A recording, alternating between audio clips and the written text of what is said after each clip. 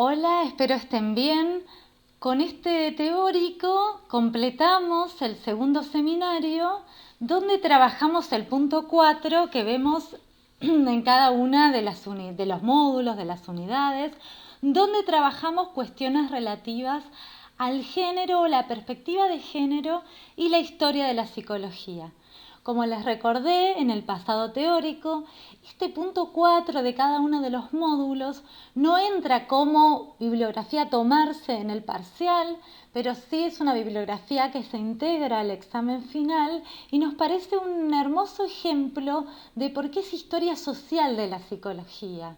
¿Qué aspectos, en este caso, de las mujeres, del género, de la participación femenina, etcétera, podemos ver en nuestra disciplina y cómo esto hace a su carácter social?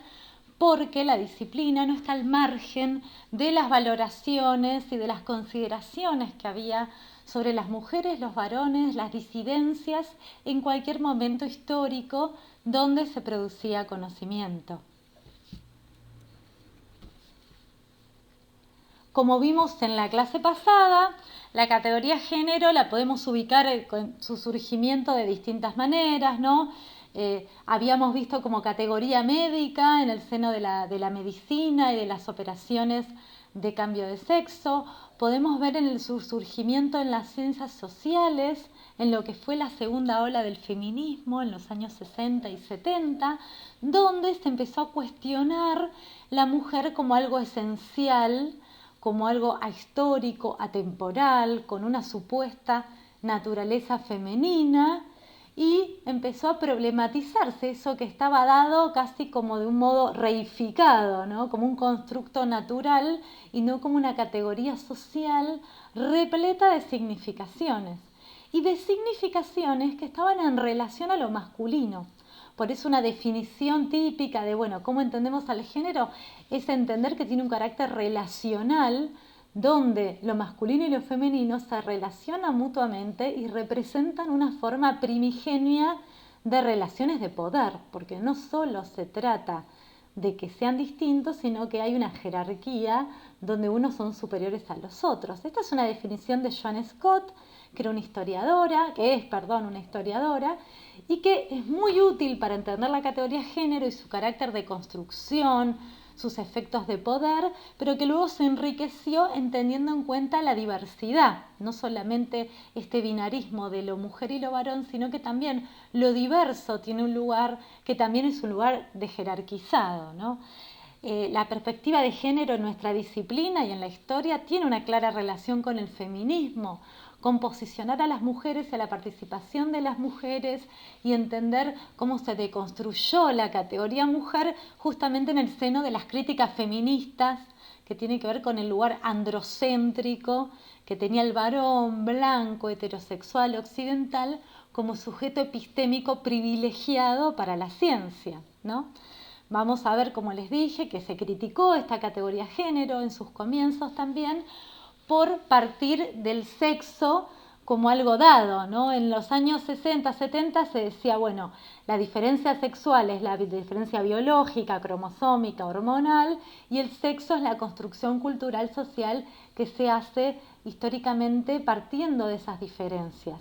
Luego se critica tanto el carácter bipolar, como les comenté recién, el binarismo de que solo sea varón y mujer, y también se critica el partir del cuerpo de la biología como algo ahistórico, como un dato objetivo dado, cuando en realidad el cuerpo y la biología y sus definiciones y sus demarcaciones también son construcciones epocales, también son culturales y también podemos decir son invenciones humanas.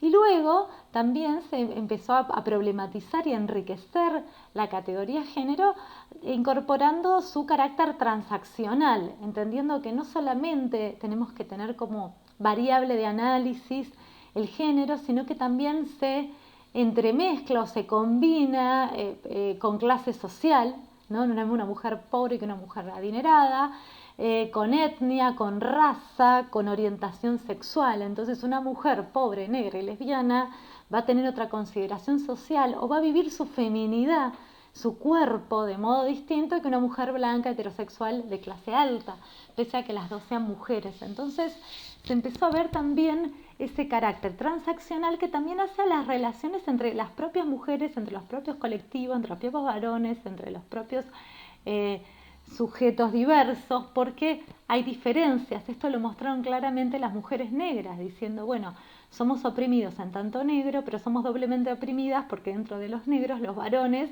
oprimen a las mujeres, bueno, y todas estas cuestiones que enriquecen y complejizan las definiciones simples de la categoría género. También vimos la relación entre género e historia, ¿no? Como primero comenzó como la historia de las mujeres, el darle voz a la otra mitad de la humanidad, a la otra mitad de la humanidad que parecía que no tenía historia, ¿no? Y ahí aparece la tentación en sus comienzos, en la historia de las mujeres, en hacer una historia de las grandes mujeres, ¿no? Versus la historia de los grandes hombres. En psicología, en el módulo 1, en nuestra materia, criticamos la historia positivista, la historia tradicional, como esta galería de autores o galería de grandes hombres que se suceden los unos a los otros. Y podemos decir lo mismo de las mujeres. Podríamos caer en el riesgo, haciendo historia, de relevar esas participaciones femeninas esplendorosas, aisladas y espectaculares, como se hace históricamente, por ejemplo, con Marie Curie en otro terreno, y hacer una galería de las grandes mujeres. Lo interesante es que uno puede hacer biografía, no se descarta el género biográfico, pero siempre entendiendo a esas mujeres en un contexto valorativo, social, económico, político más amplio, que según de dónde provengan estas mujeres les permite o les posibilita cierto margen de visibilidad, ¿no? Y ahí uno ve los lugares de inserción de las mujeres y las paradojas, ¿o no? Uno puede entender paradójico cómo muchas mujeres se insertaban en un terreno extra doméstico y novedoso, mientras para ellas era reservado el espacio doméstico, muchas veces apelando a roles domésticos, por ejemplo en historia de la psicología, haciendo psicología de la maternidad o psicología del niño, o ocupándose de aquello que tradicionalmente le era cercano a la mujer, como la primera infancia, como la crianza, ¿no? Entonces se ve esos modos de inserción y esos márgenes de agencia y de posibilidad. Por eso, para ver las participaciones femeninas o para entender el género en la historia de la psicología, tenemos que tener en cuenta siempre qué contexto histórico, y acá volvemos al mantra que les comentaba de Singer, que les repetí muchos teóricos, de hay que hacer historia crítica y ver a los agentes haciendo construcciones psicológicas en contextos situados, históricos, epocales. Entonces siempre hay que ver el contexto, qué se pensaba sobre las mujeres, sobre los varones, cómo se patologizaba la diversidad, de qué manera la ciencia producía determinado conocimiento, y también los auspicios. ¿Qué auspiciaba? ¿Qué le daba voz a esas mujeres, por ejemplo, que participaban en psicología? Entonces uno ve distintos modelos de inserción. Hay un artículo que ya tiene sus años de Sprung y Sprung donde hablan sobre cómo las mujeres se adentraban en el trabajo psicológico como investigadoras, como psicólogas profesionales, muchas veces partiendo de cierto familiarismo, como hijas a lo Ana Freud, como amantes a lo Rosalie Reiner con Watson, ¿no? Que en la historia de la psicología, bueno, como les conté, tradicionalmente ha sido tomada como algo menor o como esta nota de color que permite, ¿no? que echen a Watson de la universidad y no en su carácter de doctora, bueno, como hija, como miembro de equipo. Entonces ver desde qué lugar familiar y de relación, tal vez con algún varón con poder que la habilite, que le permita o que haga la vista gorda en determinados momentos, se permite esa participación. También la excepcionalidad de algunas condiciones biográficas personales. Recuerdo esto cuando ahora en Pocas Filminas les hablé de Nuria Cortada, que era una psicóloga argentina que en los años 40, a los 18 años, los padres la mandaron a hacer un test vocacional, le dio psicología como carrera y como no estaba en Argentina, se fue en barco a Estados Unidos a estudiar psicología. Eso es una condición excepcional, no todas las familias de los años 40 le permitían a sus hijas ese nivel de libertad, de determinación y de carrera, tanto económico como uno puede decir valorativamente. Entonces hablamos de estos casos y es interesante siempre hablar de las mujeres, si hablamos de mujeres, en plural con toda su diversidad y con sus características particulares.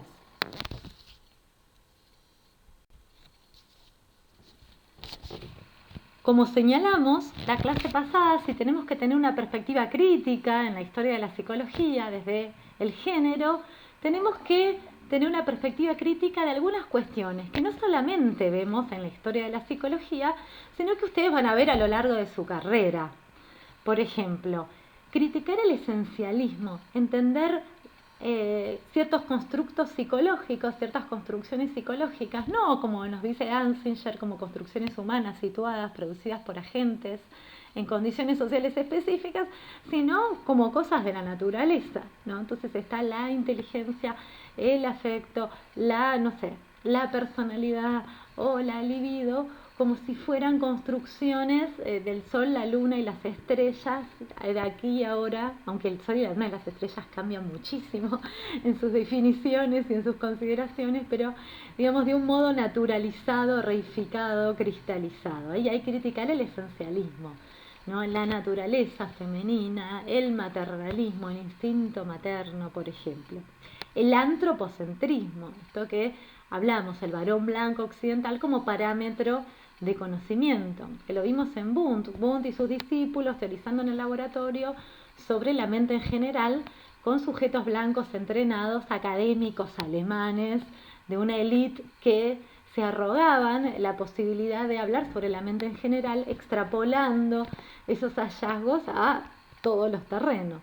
Bueno, el sexismo directamente, cuando hay en nuestra disciplina cuestiones disvalorativas hacia las mujeres, el pensamiento dicotómico, que es muy difícil porque está instalado en nuestra mentalidad científica occidental la dicotomía, ¿no? Alto, bajo, frío, caliente, arriba, abajo, activo, pasivo, varón, mujer. Y este pensamiento dicotómico, donde las categorías son exclusivas y excluyentes, se está de un lado, se está del otro, es como la grilla de intelección de la ciencia moderna y bajo ese parámetro se ha generado ciencia psicológica. Y es muy difícil desarticularlo para entender la diversidad, lo fluido, lo que no encaja, lo abyecto, diría Judith Butler, es muy difícil salir de esa matriz dicotómica, ¿no? Es muy interesante. Como también es muy interesante cuestionarse el supuesto de heterosexualidad obligatoria que hay detrás de todas las teorías, ¿no?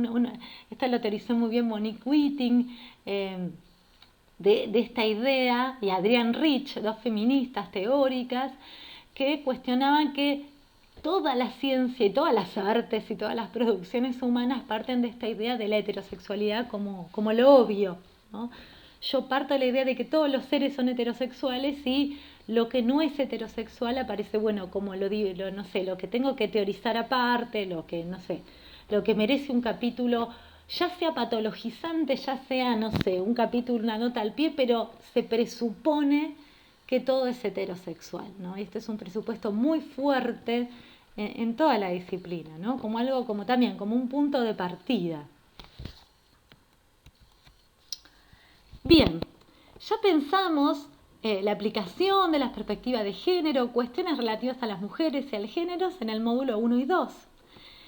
Ahora vamos a ver algunas cosas, algunas pinceladas, siempre mucho más para indagar sobre participaciones femeninas y cuestiones de este tipo en los módulos 3 y 4 y 5. Yo en este caso me centré solamente en participaciones o principalmente en participaciones femeninas en el lugar de la mujer, lo que no quiere decir que el género sea eso solo. Uno puede estudiar la masculinidad desde la perspectiva de género y puede estudiar lo diverso desde la perspectiva de género, cómo se rotulaba, cómo se encasillaba, cómo se nombraba aquello que no encajaba. En este caso vemos mujeres, pero no quiere decir que la perspectiva de género se reduzca solamente a estudiar mujeres. Y tampoco quiere decir que sea un enfoque inadecuado, siempre y cuando estas mujeres no se tomen de modo esencial o como mujeres y punto, sino siempre teniendo en cuenta el carácter relacional de son mujeres en relación a los varones, a lo distinto y con una jerarquía, como dijimos, disímil. Si partimos de las corrientes clínico-observacionales, todas las corrientes que vimos en el módulo 3, es muy interesante pensar que nosotros ya mencionamos con Ribot, con Charcot, con Janet, la observación como fuente de conocimiento, ¿no? Vimos en este módulo que la observación clínica era una vía regia para generar teoría. De hecho, Ribot, como vimos, la postulaba como un sustituto del método experimental y uno podría preguntarse, ¿de quién? ¿Quién es ese sujeto observado? Ahí tenemos la Salpêtrière y tenemos este famoso cuadro a nuestra derecha de Charcot con esta demostración, ¿no?, de los 3 estados y de la histeria.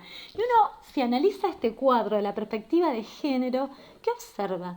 Primero una paciente. Vemos que Charcot generaba su conocimiento, investigaba con mujeres, porque eran mujeres, y que tenían el rótulo de paciente y que estaban en una institución. Entonces estamos hablando de mujeres que estaban, podríamos decir, jerarquizadas por ser mujeres socialmente, porque no votaban, no tenían los mismos derechos, obviamente, y porque estaban con una condición de pacientes, de que padecen, de que mantenían algún tipo de inferioridad, de situación que las colocaba en ese lugar. Entonces, no partimos, eso ya es el punto de partida de cómo están dadas las condiciones sociales en las investigaciones de Charcot, por ejemplo, ¿no? Entonces, vemos a una mujer enferma, padeciente, con un séquito de varones, fíjense el cuadro, ¿no? Un séquito de varones sanos, formados, médicos,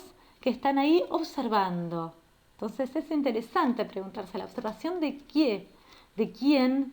Y cómo ya esa observación tenía un montón de implícitos dado por los lugares sociales que ocupaban los unos y los otros. Acá tenemos a una paciente con el Valdemar hysterique, podríamos decir, el bostezo histérico, que creo que les puse esta foto en el teórico. Bueno, las pacientes eran fotografiadas, eran la moderna fotografía, el dispositivo de la fotografía, como una novedad tecnológica para acceder a este registro. Exponía también a esas mujeres no solamente a la mirada de los varones, a la múltiple mirada que vimos en el cuadro, sino también al registro fotográfico y a que queden inmortalizadas como mujeres anónimas, padecientes e histéricas, tal como lo vemos en este caso. Bueno, acá tenemos otra que tenía delirios pasionales, me encanta, divina. Aparte, uno por ahí lo ve ahora y llama la atención esas caras, ese éxtasis, pero imagínense en la sociedad victoriana con unos cuellos altos donde no se podían ver los tobillos, con un control de la sexualidad ejercido de un modo no punitivo. Ahí tenemos un hombre al aire, yo qué sé, digamos, una actitud que contradecía lo que era esperable para una buena mujer o una mujer correcta de la época.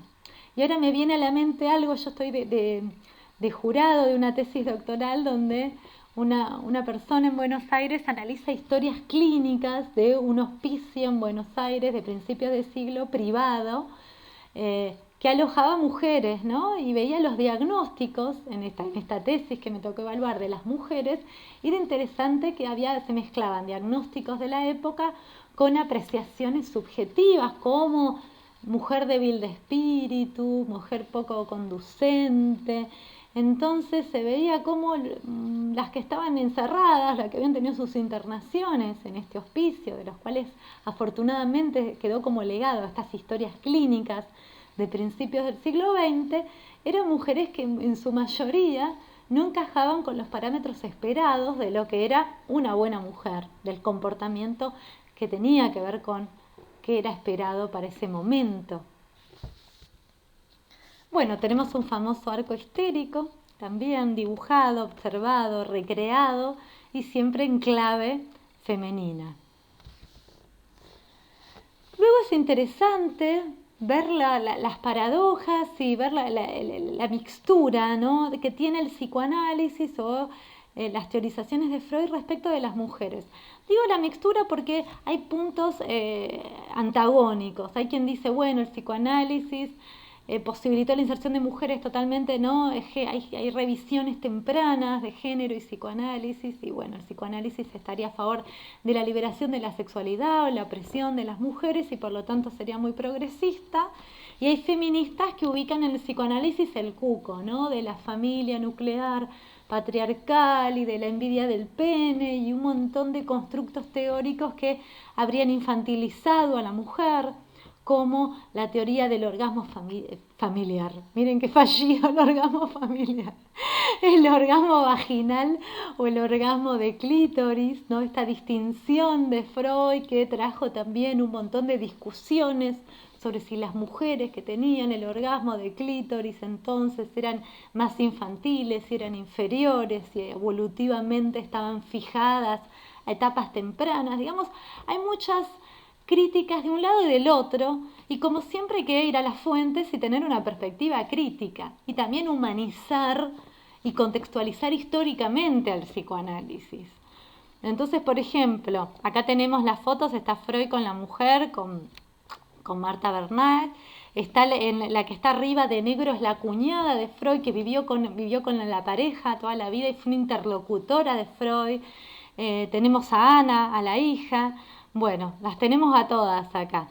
Se decía que Freud, en algunos libros, un libro muy interesante de John Forrester y Lisa Pinagazzi, que se llama Las mujeres de Freud, en ese libro se dice que Freud era más bien conservador para su familia, o sea, la mujer le hacía todas las cosas, le traía el tecito, ¿no?, para que él teorice. Él era muy celoso respecto de la mujer. A Ana no le permitió estudiar medicina, pero sí magisterio y yo qué sé. Y por otro lado, que era muy progresista respecto de otras mujeres que no eran de su familia, porque habilitó muchos lugares de participación femenina. Y digo habilitó porque no estamos tratando de ver la participación de mujeres en la academia, donde en las universidades había reglas respecto de si entraban o no las mujeres. El psicoanálisis, al surgir de los consultorios, de la clínica, del espacio privado de Freud y sus discípulos y su gente, qué estaba incluido o no, como lo dice Freud en Historia del Movimiento Psicoanalítico respecto de lo teórico, podríamos decir respecto de la mujer también pasaba por las decisiones que tenía Freud al respecto. Entonces es interesante para ver género y psicoanálisis, ver cómo el nacimiento extraacadémico del psicoanálisis posibilitó que se inserten tempranamente mujeres, como Sabina Spielrein, como Ellen Deutsch, como Joan Rivière, como un montón, Melanie Klein, un montón de mujeres participaron tempranamente del psicoanálisis, si bien muchas dedicándose a la infancia, es verdad, pero todo el psicoanálisis se volvió bastante evolutivo luego, y es interesante ver eso.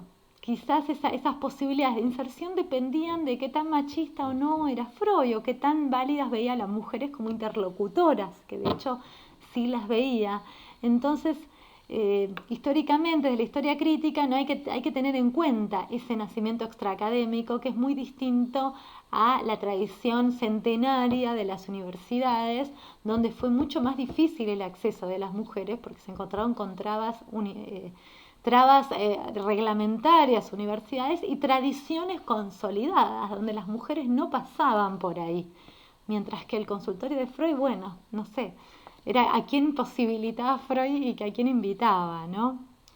Entonces es muy interesante ver esto y ver también el clima de época donde se interroga la sexualidad y donde no solamente se trata de Freud y las mujeres, sino que había un clima de ebullición, tanto respecto de la sexualidad, porque tenía también nacimiento la moderna sexología como campo disciplinar, podemos decir con Krafft-Ebing, con Hicksfield, había un terreno de interrogación sobre la sexualidad como objeto científico.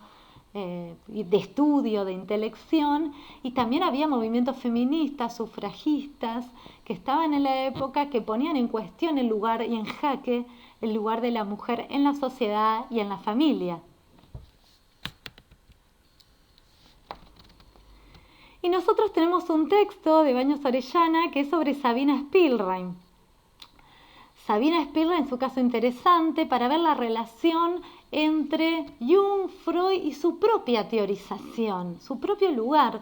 Sabina Spielrein aparecía como nota al pie en un texto de Más allá del principio del placer, un texto paradigmático de 1920 de Freud, que hace un viraje, lo van a ver luego en psicoanalítica, marca un hito en la teorización freudiana, donde se habla de pulsión de muerte por primera vez, y aparece Sabina Spielrein como nota al pie, donde Freud dice, hace unos años esta Sabina Spielrein habló del instinto de destrucción o de la potencialidad, el devenir como posibilidad de destrucción o algo así era. Lo había comentado 8 años antes, creo que en 1912, en una de las reuniones de la Sociedad Psicoanalítica de Viena, y Freud la refiere como nota al pie. Durante muchísimo tiempo en la historia del psicoanálisis, Sabina Spielrein quedó relegada a la historia al pie, ¿no? Y luego, eso lo vimos en la otra clase, fueron encontradas algunos textos, fueron encontradas cartas que tenía Sabina Spielrein con Jung, con Freud, y fue rescatada toda su participación como teórica, como analista, como pedagoga. Incluso ella trabaja luego de primero ser paciente, porque arranca como paciente de Jung, con una relación muy compleja con Jung. Luego pasa a ser analista, estudia medicina, es la mujer más joven, a los 27 años de que se incorpora en la Sociedad Psicoanalítica de Viena, y luego de trabajar como analista ella se va a Ginebra y trabaja con Piaget, con Jean Piaget, donde primero fue su analista durante 8 meses. Piaget fue paciente de Sabina Spielrein, luego trabaja con él, luego también trabaja como analista en Berlín, finalmente va a su Rusia natal, que ya era la Unión Soviética. Ella era rusa, en una familia rusa, judía, y, por ejemplo, traduce este texto, donde la citan al pie, Más allá del principio del placer, del alemán al ruso, con prólogo de Vygotsky, que ustedes lo van a ver el año que viene en Sistemas 1. Está inserta en una red intelectual de la época, y sin embargo su paso no había sido documentado como tal. Bueno, ahí está una foto con sus hijas, tiene un triste final porque termina siendo fusilada por los nazis, y todo su trabajo fue rescatado después casi de casualidad, haciendo limpieza en los lugares donde ella había trabajado. Se recupera todo este material, y es un caso paradigmático de olvido, omisión o secundarización de la participación femenina en la disciplina.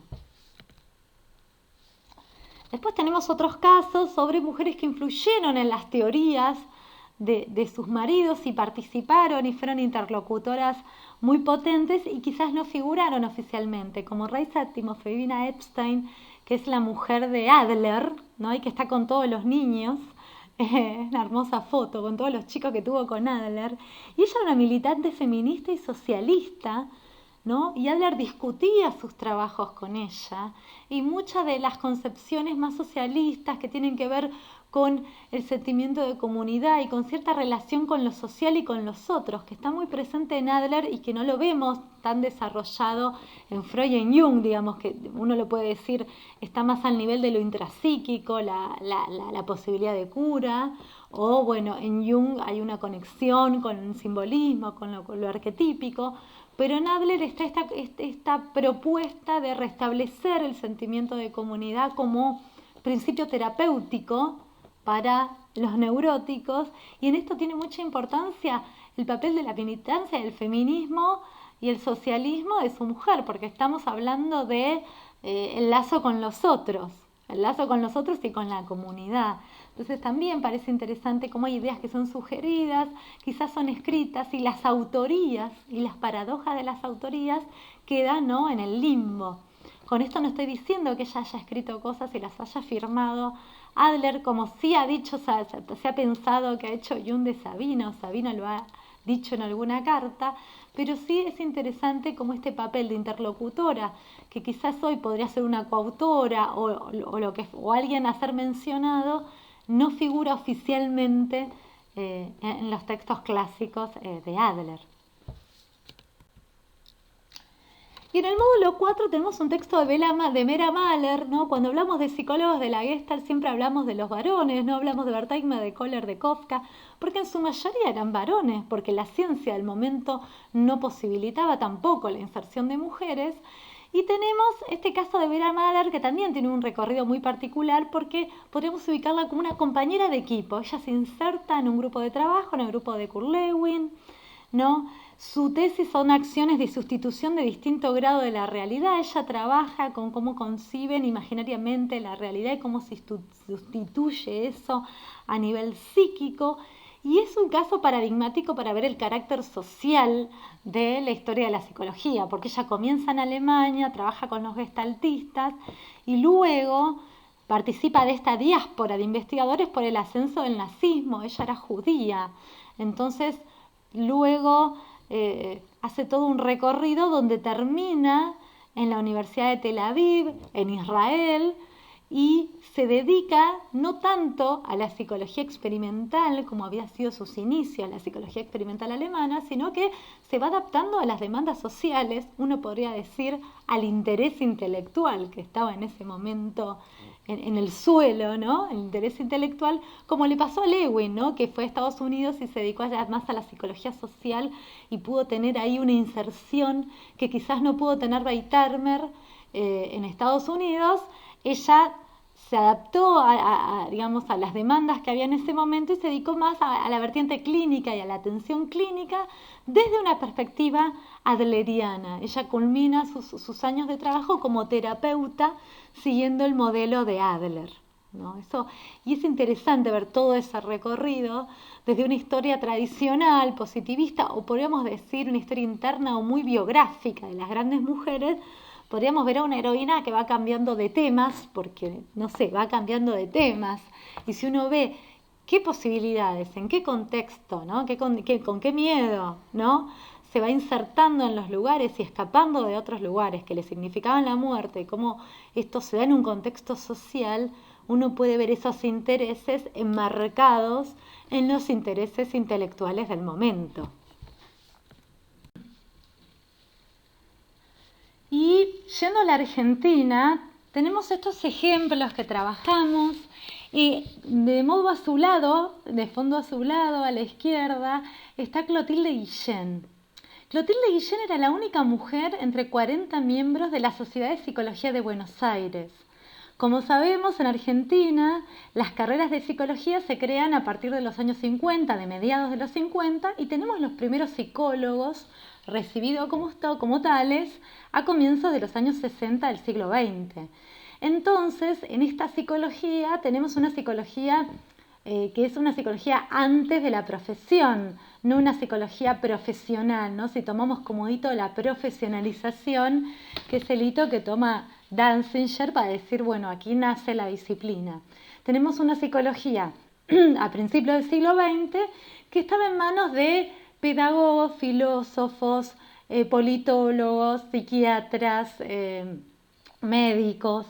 Y es interesante y no es casual que sea esta mujer, cuando uno la investiga, sea pedagoga, porque justamente el magisterio era el único trabajo extradoméstico que en esa época era bien visto para las mujeres. Había muy pocas mujeres médicas, ninguna criminóloga hasta que de lo que yo conozca, muy pocas, tampoco filósofas, con muy pocas posibilidades, pero sí había maestras con este discurso de que la maestra era una prolongación de la labor maternal, una especie de segunda mamá, y de estas maestras algunas tenían la posibilidad de estudiar pedagogía, de seguir profundizando en pedagogía, y de la mano de la pedagogía estaba el acceso a la psicología experimental, esta psicología experimental pedagógica que analizaba, que estudiaba empíricamente las características psicofisiológicas de los estudiantes. como vamos a ver en el caso de Víctor Mercante, en el próximo teórico de la materia de módulo quinto, había investigaciones a principios del siglo en manos de pedagogos que tenían que ver con medición de inteligencia, de aptitudes, de capacidades, para brindar una educación acorde a las mismas. Y en ese terreno se observan las participaciones femeninas de la época, como la de Clotilde Guillén, que era una joven pedagoga, tenía en ese momento 28 años y estaba en ese listado con esos popes de la psicología del momento. Podemos pensar José Ingeniero, José María Ramos Mejía, Rodolfo Zenet, e integraba, y no es un dato menor, desde el lugar de la pedagogía, muchas veces desde el estudio de lo infantil, y se ve por un lado esto que nos parece paradójico, pero nos parece paradójico si hacemos presentismo y la vemos con los ojos del siglo XXI, decir, bueno, por un lado tenía esa participación que era revolucionaria y que era la única entre todos esos varones y que era como muy de vanguardia, pero por otro lado, si vemos los temas que ella trataba, eran la educación femenina, las clases de cocina, la economía doméstica, temas muy tradicionales. Lo que ahora se ve como una contradicción, en ese momento era una posibilidad de inserción en un espacio novedoso con el conocimiento y con las parcelas podríamos decir, de saber que le estaban delegadas a las mujeres. Abajo, revisando unos libros con un chaleco, tenemos a Marie Langer, otro caso donde es interesante estudiar los movimientos sociales de los psicólogos y los psicoanalistas, en este caso, producidos por condiciones sociales específicas, que todos se lo están en condiciones sociales específicas, pero hay casos donde se ve claramente cómo las guerras, las persecuciones, las ideas políticas van llevando, como vimos en Vera Mahler, a la gente de un lado al otro. Marie Langer nace en 1910 en Viena, en la tierra de Freud, estudia en un colegio secundario que le permitía el ingreso a la universidad, manifestó desde pequeña su interés por saber, por estudiar, y estudia medicina. Estudiando medicina también veía que como judía no tenía muchas posibilidades de inserción en servicios públicos como médica. Toma contacto con un profesor que es Hartmann, que va a ser un psicoanalista que digamos que después va a emigrar a los Estados Unidos, y empieza a estudiar un poco de psicoanálisis y a tener su propio análisis particular con Richard Sterba. Ella se contacta con la Escuela de Psicoanálisis de Viena, empieza a formarse como psicoanalista y también se suma al Partido Comunista, lo cual era complejo en esa época y va a ser más complejo a los pocos años cuando se perseguía a los comunistas fuertemente con el ascenso del nazismo y la anexión de Austria al nazismo, y también se perseguía a los psicoanalistas y a los psicoanalistas judíos. Entonces ella con su marido va a emigrar y en lugar de ser un lugar tranquilo, ella va a seguir peleando y va a emigrar a España, donde va a participar de las brigadas republicanas en lo que fue la Guerra Civil Española, ¿no? Peleando contra el franquismo. Ella va a ir a trabajar como anestesista, como ayudante de su marido que era cirujano, va a trabajar como médica, colaborando en lo que puede, y luego de la derrota va a ir a Montevideo y después a Uruguay, y luego en Montevideo, pasando algunas penurias económicas, con su marido médico trabajando en una fábrica como inmigrante, va a tomar conocimiento de un grupo en Argentina que estaba queriendo formar una asociación psicoanalítica, Hernando Raskowski, Ángel Garma, que era también un exiliado de republicano, y va luego a viajar a Buenos Aires, y ella va a ser una mujer que va a participar como miembro fundadora de la APA, la Asociación Psicoanalítica Argentina, en 1942. Esto es antes de que se creen las carreras, más de 10 años antes de que se creen las carreras de psicología. Eran todos médicos estos fundadores de APA, y ella era la única mujer. Luego aparecen mujeres, que son las mujeres de Enrique Pillón Riviera, Arminda Verasturi, la mujer de Raskowski, la mujer Betty Good de Garma, la mujer de Garma. Y ella era la única mujer con este peso de nombre propio, aunque Langer era el apellido del marido, pero con nombre propio como psicoanalista. Y las historias críticas también observan que quizás este auspicio femenino se ha dado porque ella venía de la misma Viena, hablaba la lengua de Freud. De hecho, cuando la APA es reconocida por la Asociación Internacional de Psicoanálisis, ella mantiene comunicación personal con Melanie Klein, hablando en alemán. Entonces tenía toda la chapa, podríamos decir, todas las credenciales de haber sido psicoanalizada con digamos, de línea directa con Freud, haber conocido a Ana Freud, tener, digamos, esta facilitación idiomática. Entonces uno puede ver esta participación de esa manera. Y ella se dedica a temas femeninos y escribe Psicología de la Mujer en 1952, que fue muy interesante, un estudio psicoanalítico sobre cuestiones relativas al sexo, que si uno lo mira con los valores de hoy lo puede ver muy complejo desde el punto de vista del feminismo, y ella luego de años de feminismo, ella misma va a dedicarse a criticar ese texto porque, bueno, tiene algunas cuestiones como la maternidad y el rechazo a la maternidad como una cuestión inherentemente femenina, pero hay que ubicarla obviamente en el contexto de la época. Después abajo tenemos a Alicia Moreau. Alicia Moreau de Justo, ella elige ser de Justo, ¿no? Una militante socialista médica que participa de la psicología experimental en la misma época que ubicamos a Clotilde Guillén.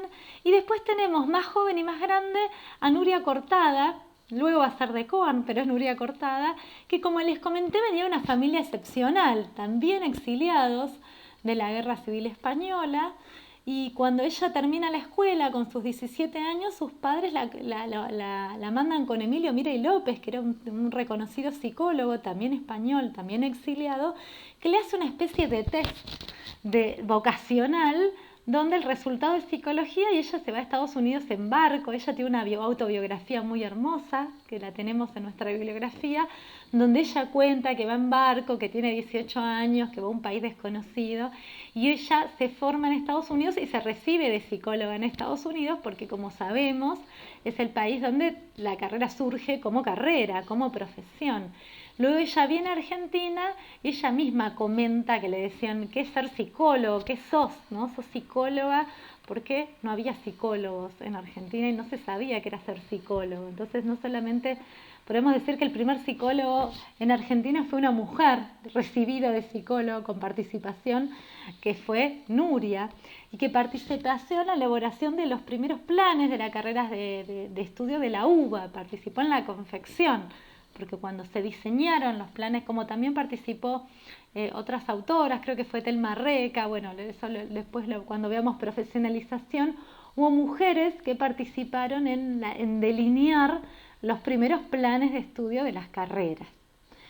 Bueno, hasta aquí vemos a estas mujeres en distintos momentos, Nuria Cortada en un momento más profesional de la carrera, Mary Langer representando el psicoanálisis, una corriente que tuvo mucho desarrollo en nuestro país, y que después tuvo mucha relación también con las carreras y con la formación de los psicólogos, y estas dos mujeres, Clotilde Guillén y Alicia Moreau, participando en la psicología experimental de la época, una de un lugar más conservador como pedagoga, no porque ella lo sea, sino el lugar de la maestra, y Alicia Moreau como médica, que eran muy pocas, y de hecho Alicia Moreau funda la Asociación de Mujeres Universitarias, donde había otras médicas como Cecilia Grison, Julieta Lanteri, pero que no era la norma en ese momento y que se encontraban con distintas dificultades.